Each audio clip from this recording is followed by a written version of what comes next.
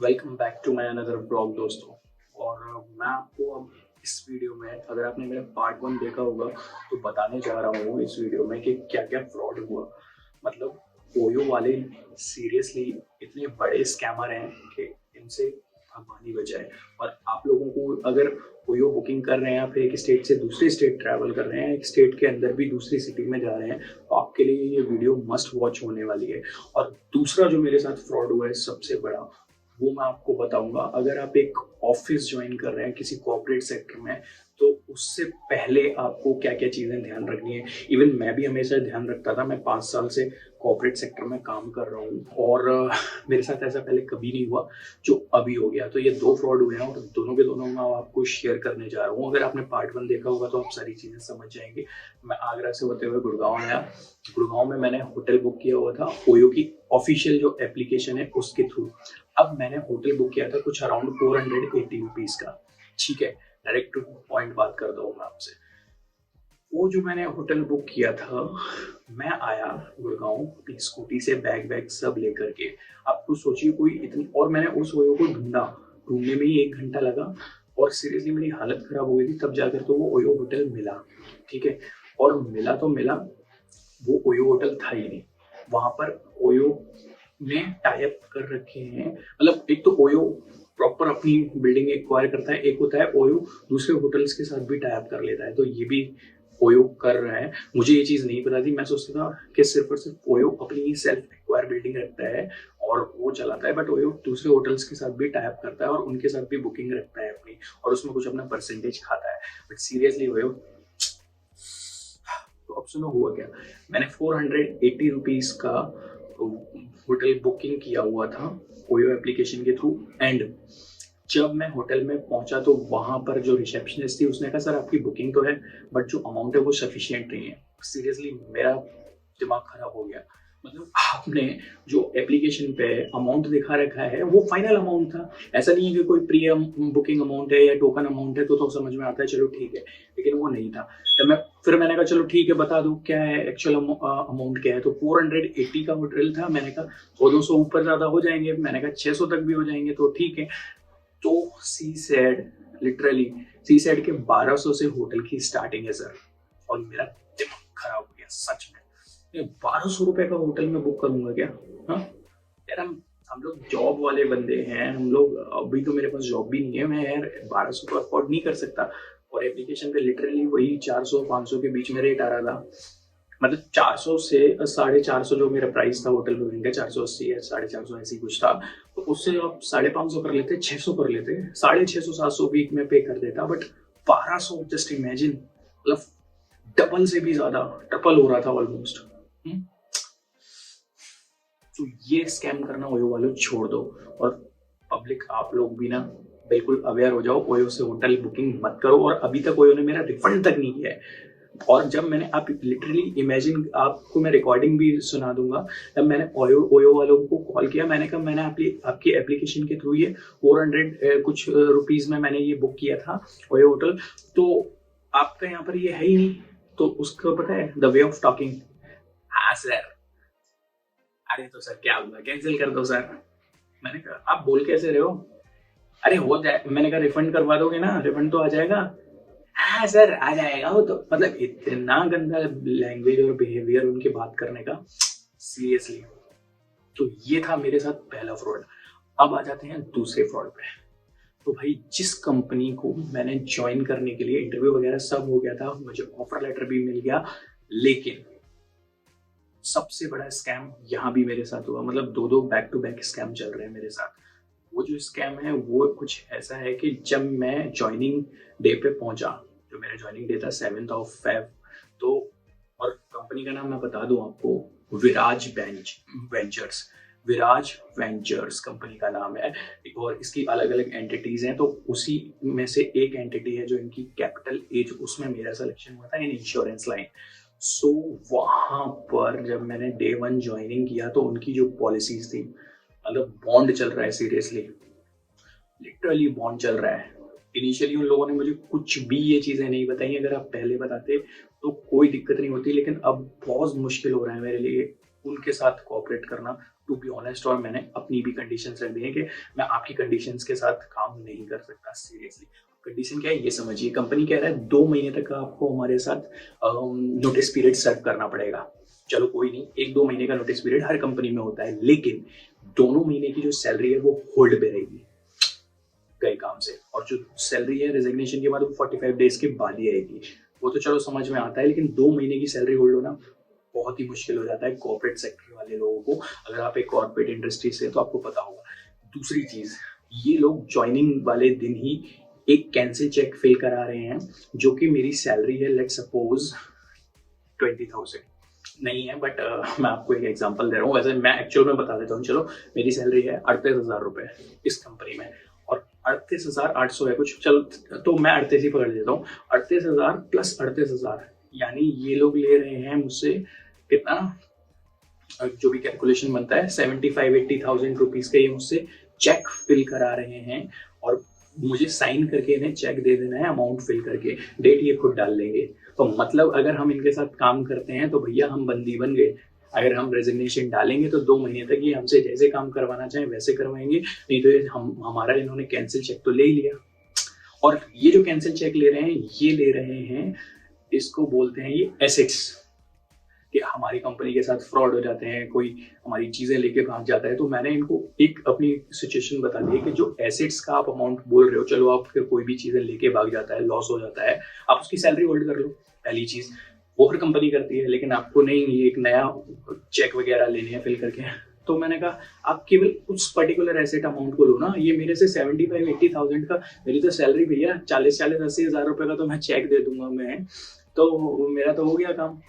आप तो मेरे वहां से चेक से काटते रहा करोगे पैसे।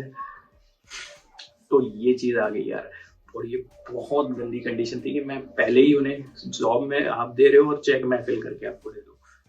मैंने कहा ये बर्दाश्त नहीं होगा। आप अगर मुझे 30,000 की कोई चीज दे रहे हैं, लैपटॉप दे रहे हैं, लेट सपोज आप सिम दे रहे हैं, फोन की 1,000 रुपए की सिम विद रिचार्ज पकड़ लो, तो आप 1,000 रुपए का मुझसे चेक ले लो, या फिर आप 5,000 का। वैसे ऐसा कोई कंपनी करती नहीं है, बट इनके रूल से तो ये 2 रूल। और एक और इनकी पॉलिसी है, मतलब ये 2 पॉलिसी हो गई, और एक और पॉलिसी है, वो पॉलिसी है IR पॉलिसी।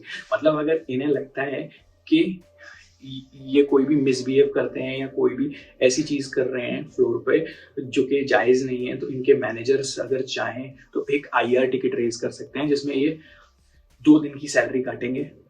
दूसरी बार अगर IR रेज हुआ आपके अगेंस्ट तो ये 5 दिन की काटेंगे, और तीसरी बार रेज हुआ तो आपकी 15 दिन की सैलरी गई, समझ लो।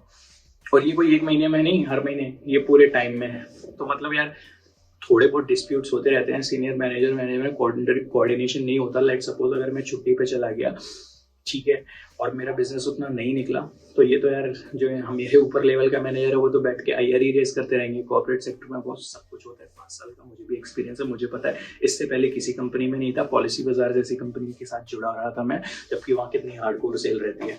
तो कुछ ये सिचुएशंस हो गई हैं यार मेरे साथ, फंस चुका हूँ। चलो एक और चीज बता दूं, ये 2 फ्रॉड तो हो ही गए। ओयो वालों सुधर जाओ, सच बता रहा हूँ। अगर आप लोगों के साथ ऐसा करेंगे ना, लोग कई कई सैकड़ों हजारों किलोमीटर से चल के आ रहे हैं। लेट्स सपोज कोई मुंबई से चल के आया अगर गुड़गांव में रहने के लिए, और वो शुरू में तो नहीं सारी चीजें करके आता है प्रिपेयर, शुरू में 1-2 दिन कहीं स्टे करता है, या तो दोस्त लोग होंगे तो उनके साथ स्टे हो जाएगा, नहीं तो कहीं होटल वगैरह सस्ता सा लेना पड़ता है आसपास, और देखना पड़ता है सारी चीजें क्या है। तो यार तुम तो अच्छे खासे आदमी को बर्बाद करके फेंक दोगे। और इस ओयो की वजह से मुझे ये वाला रूम लेना पड़ा, वो भी सेम डे। अब आप समझिए कि कितना ज्यादा ट्रबल हो गया था मुझे। मैंने कहा वहाँ 1,000 रुपए, 1,200 रुपए, वो 1,200 रुपए का, हाँ होटल वो लेडी बोल रही थी, तो उसको मैंने कहा छोड़ो यार, कहीं रूम लूंगा तो 1,200 मेरे 1,500 वहाँ एडजस्ट हो जाएंगे, तो क्यों एक दिन यहाँ वेस्ट करना। तो बहुत हेड, और सच बता रहा हूँ, मैं पहुंचा था गुड़गांव शाम को 4 बजे, ठीक है।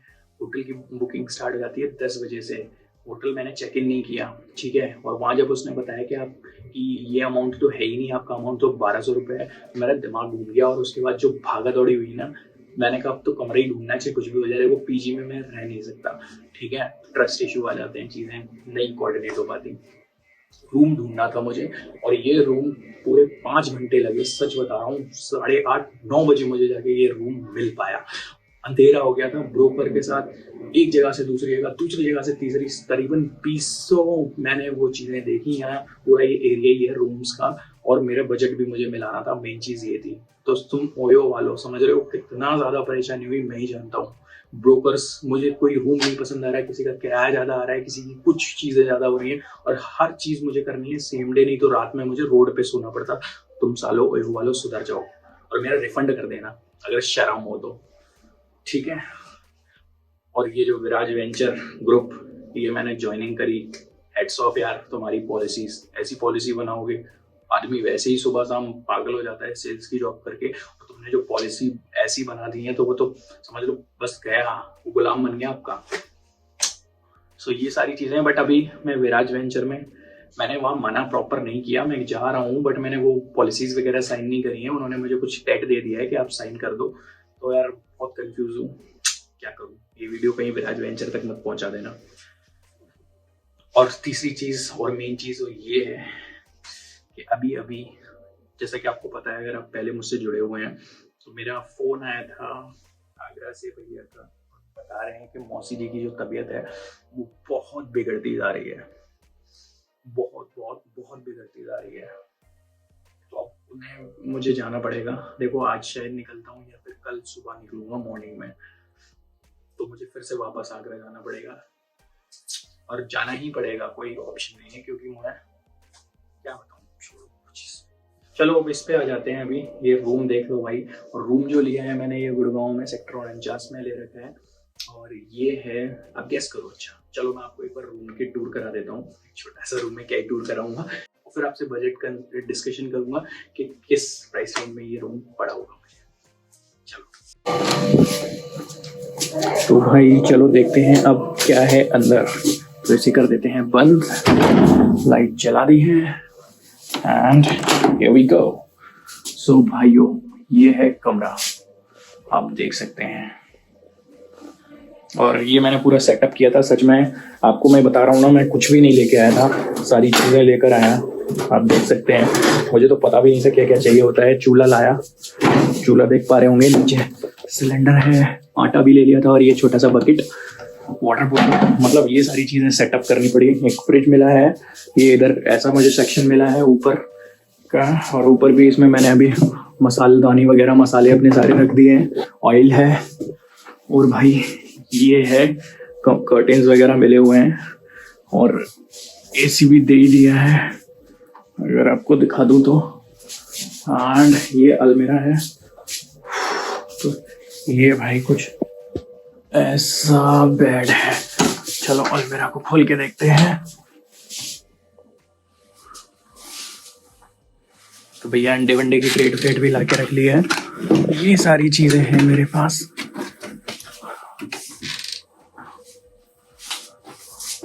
तो ये कुछ ऐसा रूम है, फैन भी है। और अब दिखाता हूँ मेन चीज भैया, ये दूसरा कमरा नहीं है, ये देख लो, ये एग्जिट एंट्री है, और ये कमरा है दूसरा, ये गेट है, ये गेट और ये गेट। ये मत सोचना ये दो कमरे हैं, नहीं, ये एग्जिट गेट है, और ये है हमारा बाथरूम। और भैया बाथरूम, हाय हाय हाय, सच में कहीं भी जाओ बाथरूम बस अच्छा मिल जाए तो बात ही क्या है। और भाई ये है हम, तो ठीक है ना, अच्छा लग रहा है, सही है ना, मतलब भाई मेरे लिए बढ़िया है, मुझे तो काफी पसंद आया। अब सोचो, चलो अब बैक कैमरा कर लेते हैं। पहले तो लाइट बंद कर दो, बिल बहुत आता है। तो अब आप ये समझ रहे हो कि यार कितना मैंने मतलब इसमें कमरे में अभी तक सारी चीजें इकट्ठी करी, और मैं खुद नहीं आपको बता सकता। अगर आप लोग भी क्या कहते हैं शिफ्ट हो रहे हैं एक जगह से दूसरी जगह, रिलोकेट हो रहे हैं, तो ध्यान रखें आप कुछ चीज़ें बेसिक अपने घर से लेकर चलें, ज़्यादा नहीं बट कुछ चीज़ें, जैसे तवा है, ऑयल वगैरह, क्योंकि ये चीज़ें यहाँ नए शहर में बहुत महंगी मिलने वाली हैं, है ना। आटा वगैरह तो चलो आप ले ही लेंगे, बट ये सारी चीज़ें आप घर से ही लेकर चलें। और मैंने तकिया वगैरह ये सारी चीज़ें ली हैं, पिलो ये मुझे मिला नहीं था, ये बेड मिला है मुझे बस, तो ये है। और जैसे बर्तन वगैरह हैं वो भी लेकर चलें, बहुत ज़्यादा परेशानी होने वाली है। मैंने तो सारी चीज़ें इकट्ठी करी हैं। ये अब वन टाइम इन्वेस्टमेंट तो हो गया, बट अच्छा आप गैस करो जल्दी से कि इस रूम का कितना रेंट होगा, जल्दी से गैस करो। चलो ऑप्शन देता हूँ, 10,000, 12,000, 7,000 या 6,500?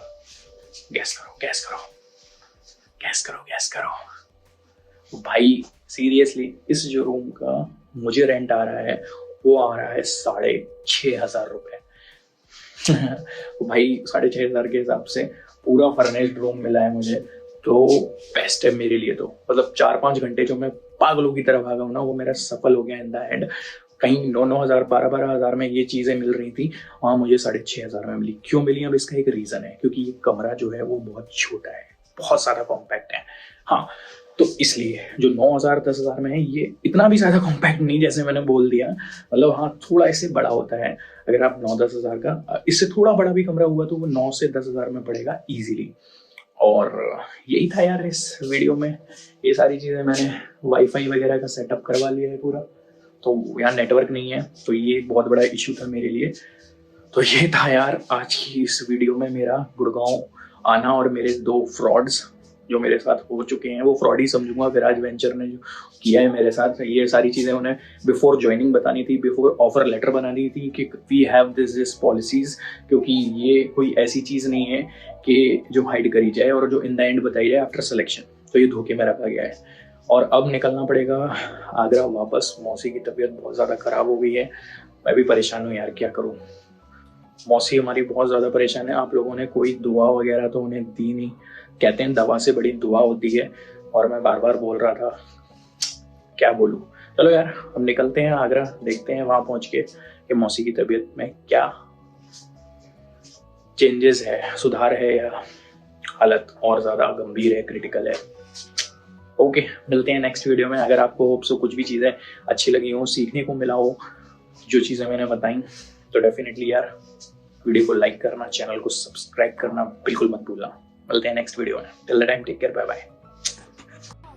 तो ये 2 फ्रॉड हुए भाई अपने साथ, और उसके बाद अब हम आ गए सीधे बर्तनों की दुकान पे। देखिए, मेरा कहने का मतलब ये है कि जो छोटी छोटी चीज़ें होती हैं, जैसे प्लेट, चम्मच और ऐसी चीज़ें हैं, तो हम ईजिली ला ही सकते हैं। ऑयल वगैरह बोतल में भर के ला सकते हैं 1-2 लीटर की। अगर आपके घर में गाँव में होता है तो, या आपके घर के पास अच्छा मिल जाता है तो ऑयल वगैरह ले भी सकते हैं। बट ये छोटी चीज़ें जो होती है ना, ये आप ईजिली ला सकते हैं। अब देखिए, मुझे काफ़ी सारी चीज़ें यहाँ आकर बिल्कुल नए से ही लेनी पड़ी। हालांकि ये चीज़ें हैं मेरी इन्वेस्टमेंट, मैंने 1 टाइम किया है। अब ये चूल्हा सिलेंडर तो नहीं ले सकते हैं। तो मेरा कहने का मतलब ये है। और कुछ भी भूले ना दोस्तों, मैं अपने लैपटॉप का चार्जर भूल गया था, सच में लाइफ हेल हो गई। मुझे कुरियर से मंगाना पड़ा। अब चार्जर लेने में पर्सनली तो नहीं जाऊँगा आगरा, यहाँ से कितना दूर पड़ेगा। तो सोचिए, आप सारी चीज़ लेकर चलें, छोटी छोटी जितनी भी जो काम की चीज़ें रिलेवेंट नहीं। अब सिलेंडर चूल्हा तो आप जहाँ आ रहे हैं वहाँ से ले सकते हैं। अब मैं ये थोड़ी बोलूँगा मुंबई से दिल्ली शिफ्ट हो रहे हैं तो वहाँ से सिलेंडर लेके आएंगे, वो तो पॉसिबल नहीं है। बट जो चीज़ें छोटी छोटी पॉसिबल हैं वो आप लेकर ही आइए यार। यही सारी कुछ चीज़ें थी। और आपके घर में मम्मी है, वाइफ है, उनसे सारी चीज़ें पूछ के एक बार अच्छे से रखवा लीजिए बैग में, ताकि आपको परेशान ना होना पड़े